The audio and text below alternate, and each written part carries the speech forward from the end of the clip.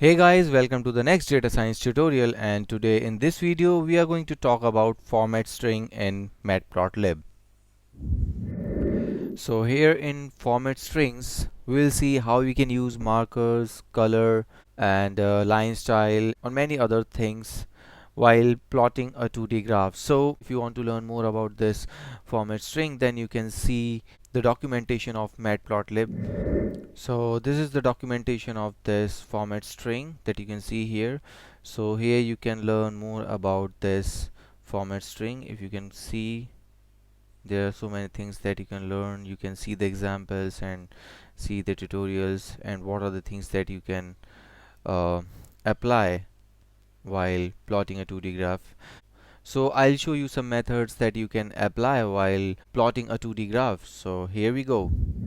So this is my Jupyter notebook, and here first I'll import matplotlib.pyplot as plt. So this is my object, and here I have used matplotlib inline. This I have already explained in my previous tutorial why we have to use this. It's simple. If you're using Jupyter notebook, then you have to write this matplotlib inline. However, if you're using any other ID like PyCharm, then there is no need to call this. So here you can see I have two lists, and you can see the values in both the list 1 to 7 and 71, 72 and so on. So these are the two lists that I have, and now I want to plot a 2D graph. So first I'll give the name to x-axis and y-axis, and I'll give the name to my chart. So what I have done here, I'll show you. I have used labels. So x label will give the name to x-axis, y label will give the name to y-axis, that will be temperature, and title will be the name of my chart, that will be weather. So if I'll execute this code, here you can see x-axis is day, y-axis is temperature, and this is the name of my chart. Now let's draw a line here. So for that, what I'll do, I'll write plt.plot, and here in bracket I have passed x and y. If I'll execute this, then here you can see on the base of these two lists it has drawn a line. And if you want to highlight the points, then for that I'll use codes. Let's say here you can see by default the color of this line is blue, and if you want to change the color of this line, then you can use R is for red, and you can highlight the point by using marker. And let's say I'll use asterisk, and here you can see the line which you can convert it into dash. For that you just simply write double dash, and if you'll execute this, then here you can see the color has changed to red, and every point you can see there is a marker which is asterisk, and the line style is now it is showing as dashed. So here we have changed the color, we have used the marker, and we have changed the line style as well. So in this way you can use this property to make such changes in your graph, or you can write this code in this way as well. You can change the order, and if you execute this you will get the same result. So there are many other styles that you can use, and if you want to see those styles, then you can simply use shift tab here, and here you can see this box, and if you'll click this plus button, then a small window will open, and you just simply need to scroll down, and here you can see the things that you can use or you can apply in your code. So here you can see the colors blue, and the character for that will be B. So here we have used R is for red. So in the same way you can use green, magenta, yellow. So these are the characters that you can use here, and here you can see the markers. You can use point marker, you can use pixel marker, and so on. So there are many markers that you can use in your code, and you can also write this code as like this.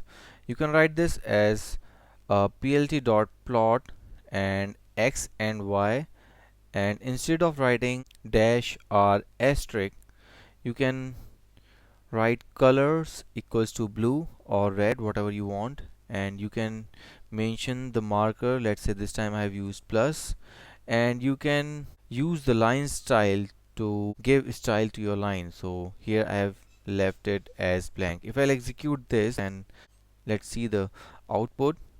So here you can see, here I'm not getting this dash because the line style is here, I have left it as blank, so that's why I'm not getting this style. So if I use this here and execute this, then here you can see you are getting the same result. So the color of this line is blue, I have used blue, and the marker is plus this time. So you can see here the plus sign. So you can simply see here there is no difference. Either you can write your code in this way, otherwise you can specify individually the color, the marker and the line style and execute the program. You will get the same result. Also here you can see the size of your marker is too small, and if you want to increase the size, then you can use marker size equals to, let's say, 15, and if you'll execute this, here you can see the size of the marker has increased, so it will increase the size of the marker. So in this way you can use this marker size also. And now we'll talk about the alpha property, which is used to control the transparency of line chart. So here what I have done, here I have used plt.plot, and here again I have passed x and y. G is for green and this is the marker, and then I have used alpha equals to 0.5. So alpha can be specified on a scale 0 to 1. So the range of this alpha will be in between 0 to 1. So if you'll execute this, then here you can see the marker which is green in color and it is a little transparent. So if you can change the value of alpha, let's say 2, and execute this, then here you can see the color of the marker is very light, it's very transparent. Or you can increase the range and execute this, now it's a little dark.